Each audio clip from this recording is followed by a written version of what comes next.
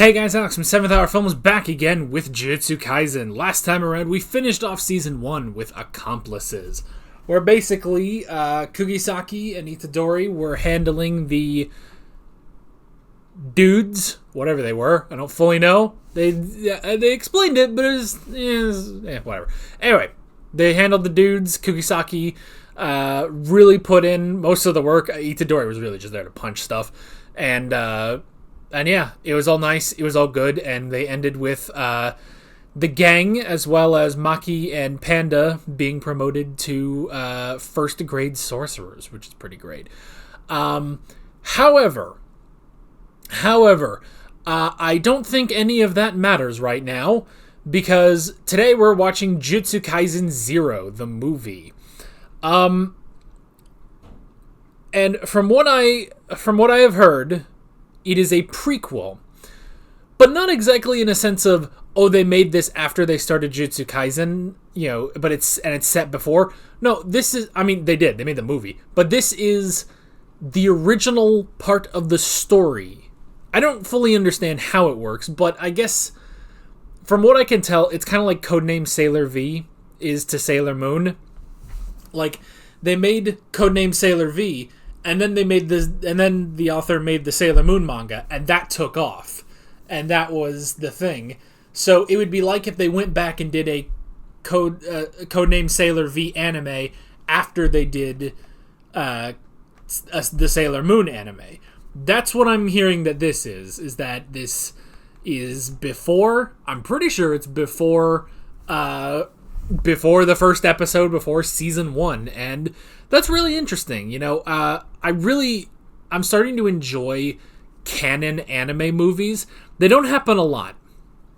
And the only one of the few that I've really seen, which I also have a reaction to here on the channel, is the Demon Slayer movie, which is the Mugen Train movie.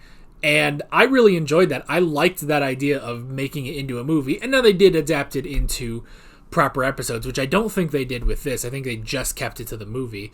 But I like that idea of having a canonized movie. Like, I just think that's such a great idea, And it's something I honestly wish shows would do more of, like, in the West. I mean, don't get me wrong. Like, some cartoons do. Ed, Edd n Eddy did that back in the day.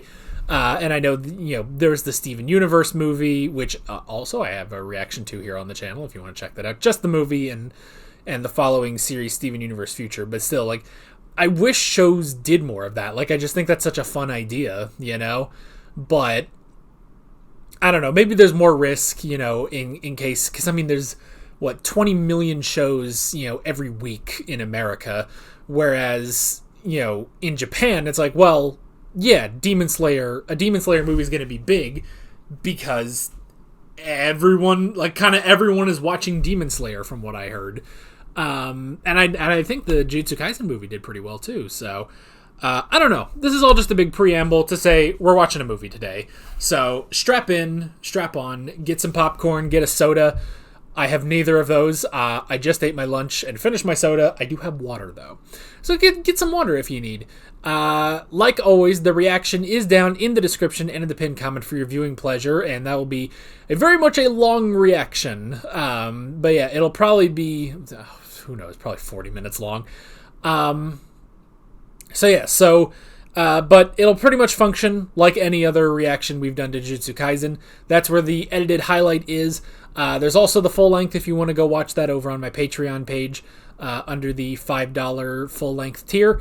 And either way, no matter how you watch the reaction, I do highly encourage you to come right back here to this YouTube video because we will be discussing Jujutsu Kaisen 0. So, with all of that said, why don't we jump right into the movie Jujutsu Kaisen 0. I said that out of order. Doesn't matter. Let's get going.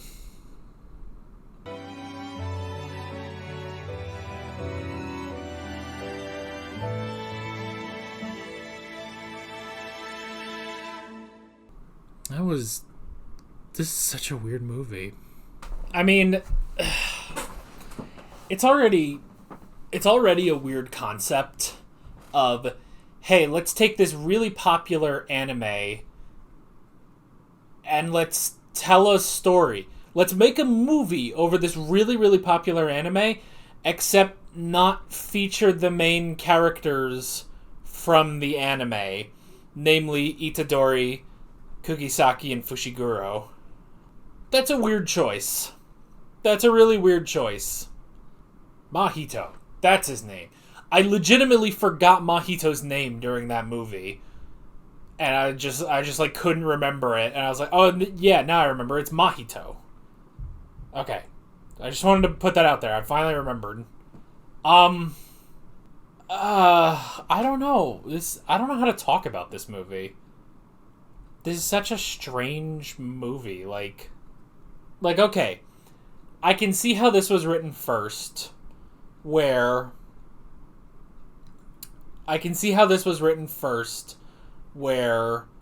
you see the beginnings of, like, Itadori and Sukuna, and even I would say Junpei. I would say there's a bit of that there too.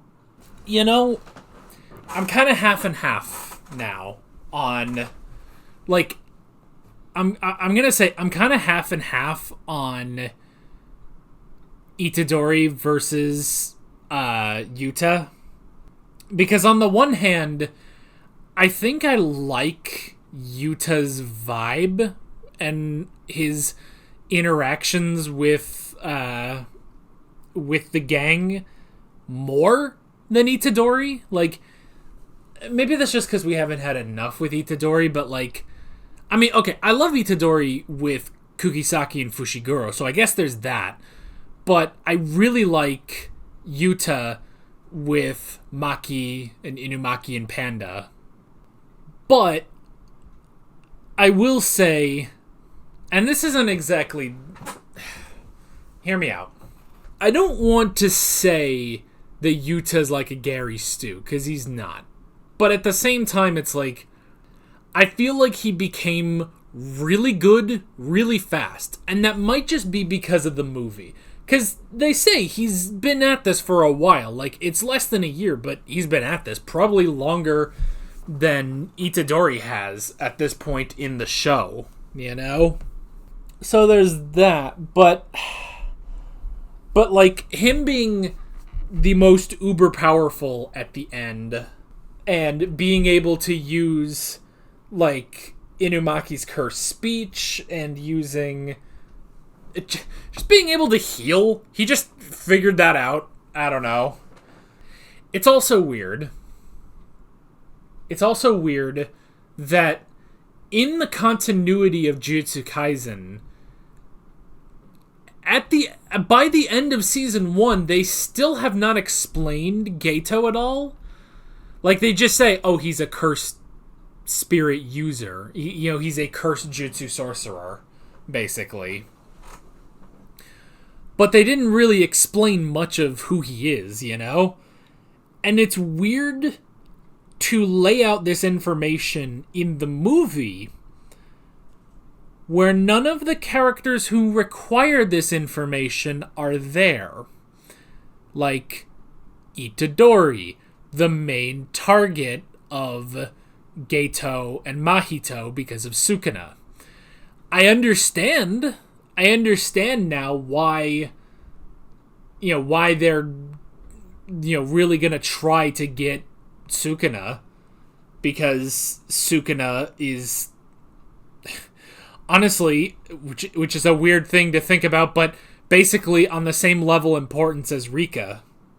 Which is weird that a child cursing another child created a cursed spirit that seems to be as strong or at least as important as Ryomen Sukuna, but whatever.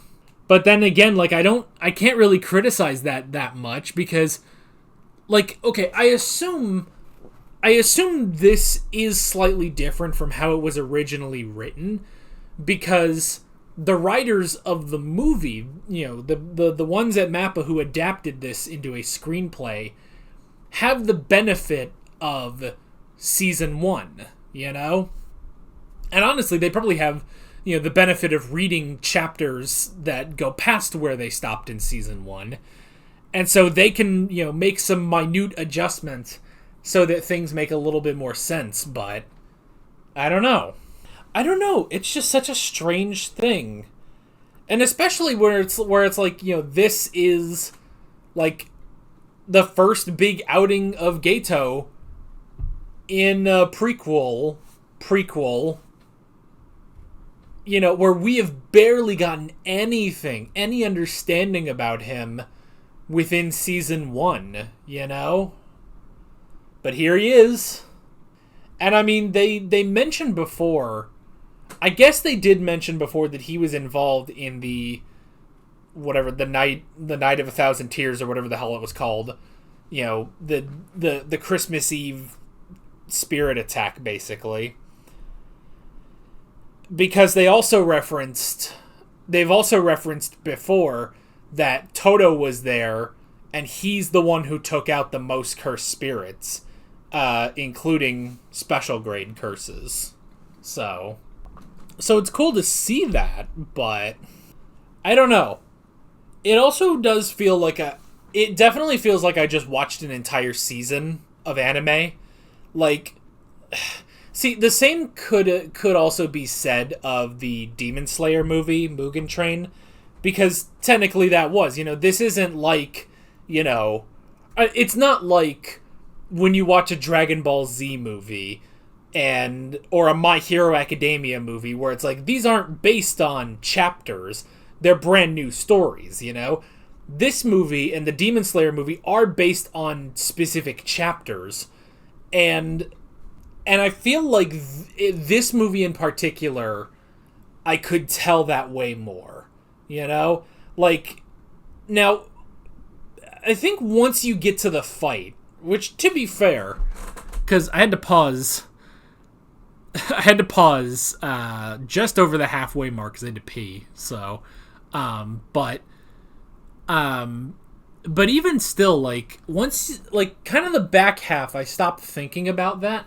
But for the first half of the movie, I was definitely thinking that, like, I could see where the episode would end and the next episode starts. So, and that's only kind of true of Demon Slayer. That also, I mean, I guess I had that feeling in the first My Hero Academia movie, Two Heroes, only slightly. And again, because that movie was not based on manga chapters, it had sort of that more freedom, whereas this, I imagine, didn't, Like, whatever arc, however many chapters this originally was, they condensed it down into 1 hour and 45 minutes, I don't know, because, see, now I have to think about, like, how much does this actually inform going into the second season? Like, have I learned anything new about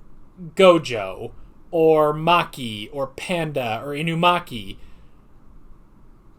Not really. Like, I know they used to have different designs. I mean, Panda was the same, but Inumaki's hair was different. I feel like Maki also had, like, a different kind of, at the very least, like, the design language. Like, she is still distinctly Maki, but, like, something about the way they drew her, like, her hair, her uniform, even just the short skirt and the exposed legs, like, that was very different from what Maki normally wears, So, I guess the thing we learn about Gojo is that he was friends with Gato.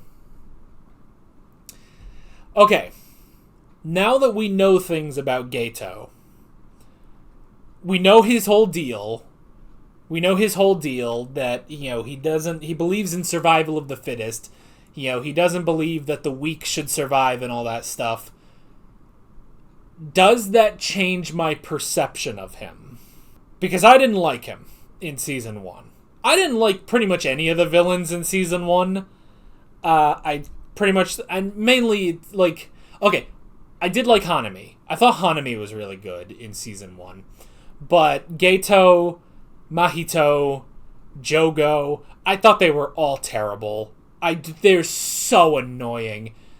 And no, that doesn't really change. If anything, this movie kind of made that worse.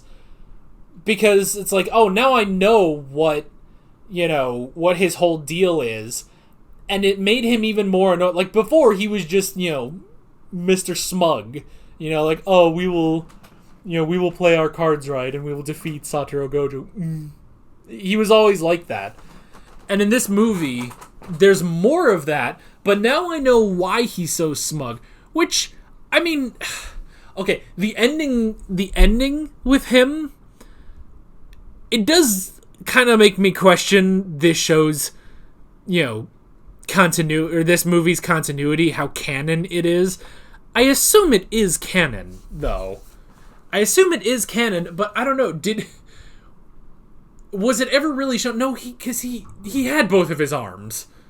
So I don't know what happened to him after this, And I also just assume, I mean, they made a specific sound like Gojo did actually kill him, but I guess they didn't. I guess he didn't do it because he survived. I don't know. But him just going around and being like, oh, all of these monkeys. This is his face to the whole thing.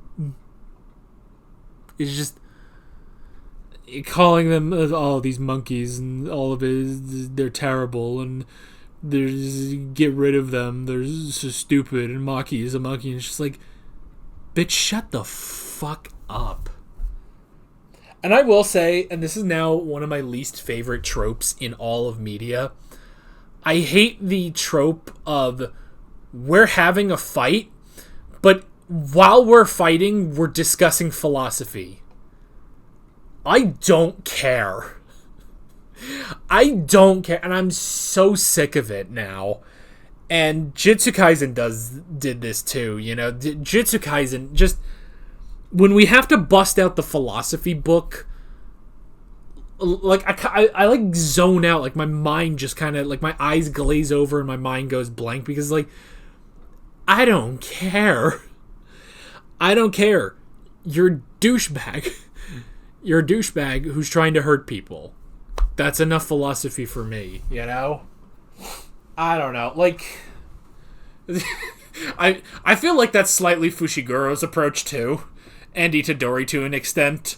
Like, I guess more Itadori because it's so simple, but like Fushiguro does kind of have that thing of like, I don't really care about your philosophy. I'm just gonna kick your ass, He kind of has that. I guess it's more on Itadori, but Fushiguro doesn't care about other people's philosophy, but he does have his own philosophy. Itadori does too. You know what? It's very Kukisaki. It is very Kukisaki. Kukisaki would listen to all of this and be like, oh my god, shut up. Can we just fight now? That's why I like Kukisaki so much. That's why I like Kukisaki so much. And I mean, I gotta admit, I love Maki. I love Maki so much. Maki is so awesome, so cool, so hot. She's just, she's amazing. It's trouble. It's trouble. I've never had a problem like this. Or maybe I have. I don't know. I don't even remember my own damn reactions. But I've never had a problem like this where it's like there's three girls in this anime. All three of them are potentially best girl, and I cannot decide between them. Like, I will say one, and then a moment later when the other one shows up, I'll be like, oh, but she's also best girl. So it's, because that's conflicting. Because it's like, I love Maki, but I also love Kugisaki, but I also love Miwa. It's just like, it's so difficult. But at the very least, like, hey, having this movie, like, feature Maki a lot, like, I like that. Because I really like Maki, and I like Inumaki, and I like Panda.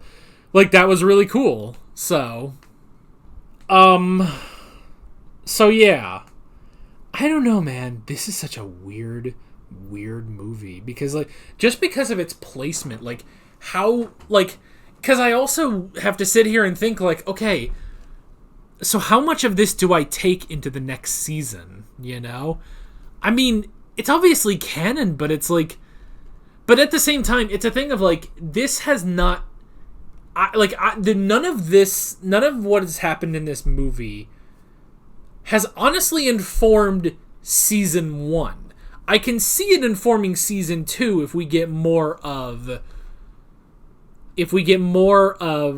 second years, Inumaki, Toge, and Panda. And obviously if we get more Geto, like, now we understand him. But honestly, I don't like watching this as a prequel and thinking back on season 1, there's really nothing, like, at least on first viewing. You guys can tell me if I'm wrong. Absolutely, because this is just on, immediate first viewing. I've never seen this before, so I'm, trying to process my thoughts in real time. But right now, 20 minutes after I finished the movie, I'm looking at this like, I don't think this informed anything about season 1. I can see this informing season 2, but nothing about this movie has made me understand season 1 any better. Like, there was nothing really about Inumaki, Panda, or Maki that, a new side of them or an understanding of them that I didn't already get from season 1. Or Gojo, or... Like, again, maybe the only thing is Geto, but again, they didn't use him in season 1, really. Like, season 1 was more about Mahito. For better or for worse, mostly for worse. I hate Mahito so much. So, I don't know. It's a strange movie. Now, isolating this movie, it was a really good movie, It was a really good movie. I will say, even though they had some really good animation and really good fights, I will say, like, I don't want to say, like, I expected more. But I feel like it was almost kind of tame. Like, they didn't want to blow their load on this movie.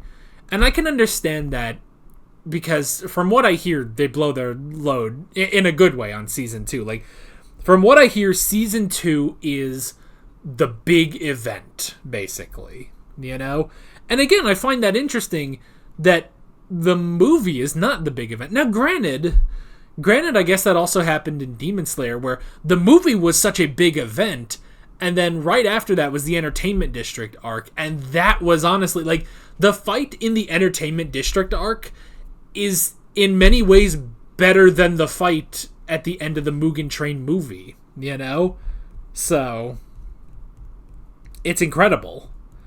So, I guess that might sort of be the same thing here, where you have this movie, and it was good, and don't get me wrong, the fights were great, but I don't know. I mean, even thinking about, like, Fushiguro versus the special grade Cursed Spirit just 2 episodes ago that we watched, or, Itadori and Nanami versus Mahito, that was still a good fight. Even if I hate Mahito, that was a good fight. He got his ass beat. But I don't know. This is a weird movie. This is a really weird movie. Now, okay. And the whole thing of, like, what does this inform about season 1? I think it's also the thing of, like, should you watch this first? Like, if you were to go to someone and be like, hey, you should watch Jujutsu Kaisen, it's, spectacular, whatever. Should you watch this movie first before you watch the show? I'm going to say no. I'm going to say that this movie benefits from having watched the show, because there's a lot that they just sort of rush through really quickly, about your understanding, where the show was able to take its time with Itadori, learning these different things. I mean, just on the fact that when you see, Miwa and Mekamaru and Mai and Toto, it's like, oh, here are all these characters. But if you haven't watched season 1, you're just sitting here like, who the hell are these people? There's this shirtless guy. Because they don't especially too when he says like, oh, you know, they're doing the live Christmas Eve show and they're gonna have Tanaka, and then he just leaves, and it's like, if you didn't watch season 1, you don't know what the hell that means, you know, because they don't show like him, you know, with his veins bursting, like getting all ready, and then they show like they like superimpose an image of her to where you'd be like, what the hell is with this guy, you know? Like, to you, if you haven't seen season 1, that's just a name. So, I mean, I guess we can talk about some of the other stuff, but like, I don't know. I guess we kind of the last thing I haven't really talked about is Yuta and Rika. They're interesting. Again, I see a very, you know, proto Itadori and Sukuna. Although I do like they're very distinct from them. You know, they're similar in the way of like, yes, there is a cursed spirit that is that's attached to the main character, basically. But the dynamic between them, you know, is like night and day. You know, like there's so much cooperation between Yuta and Rika, whereas Itadori and Sukuna, there's no cooperation. You know, but that was interesting. I do actually like the twist that Yuta was the one who accidentally cursed Rika, you know? He cursed her to stay with him, but in the end, she liked that, you know? She was grateful that she was able to stay with him those 6 years, so... and I like how she says, you know, I'll see you in the other world, but don't get here too fast, you know? And I like how, despite the fact that she was clearly jealous of Maki, that really didn't, like, linger. Like, you know, Yuta was like, no, you have to be gentle with her. You know, you have to be careful. You have to be extra careful around her because she saved us. And, you know, Rika starts crying. He's like, oh no, I'm sorry, please don't hate me. And he's like, I don't hate you. I'm just, you know, pointing it out. It's like, it's okay. We just have to have an understanding. So I honestly like that. I'm curious what Yuta's been doing. I assume that end scene will lead into Yuta coming back in season 2. But yeah, I mean, it was a good movie. It was a good movie. I just don't know. I don't know. I'm curious if this movie will actually get better as I watch season 2. You know? But then again, I mean, I did just think, like, boy, if this was not a season of Jujutsu Kaisen, you know, in under 2 hours, because I'm sitting here like, I'm conflicted. Like, if that's not every episode of this series, me being conflicted about Jujutsu Kaisen, I don't know. I don't know. It was good. It's good, but it's weird. I don't know. But what did you think? What did you think of this movie? Did you like it? Are you as conflicted on it as I am? I don't know. Like, again, it's not even like... The quality is still great. And the quality is honestly better than some of the... Like, the Junpei arc of season 1. Like, I enjoyed this way more than that, but... I don't know. It's just... It's good. It's just weird. So... I don't know. What did you guys think? Leave a comment down below. Next time around, we'll be starting Season 2. With all of that being said, I'm Alex from 7th Hour Films, and I will see you guys next time. Take care. Alright guys, thanks for watching this video. There's a bunch of links on screen if you want to go click around any of those. There's a playlist with all of my Jujutsu Kaisen reactions, as well as another playlist with all of my movie reactions if you want to go check out more of those. There's also a subscribe button and a Patreon button on screen, as well as other links in the description if you want to go check out any of those. See you guys later.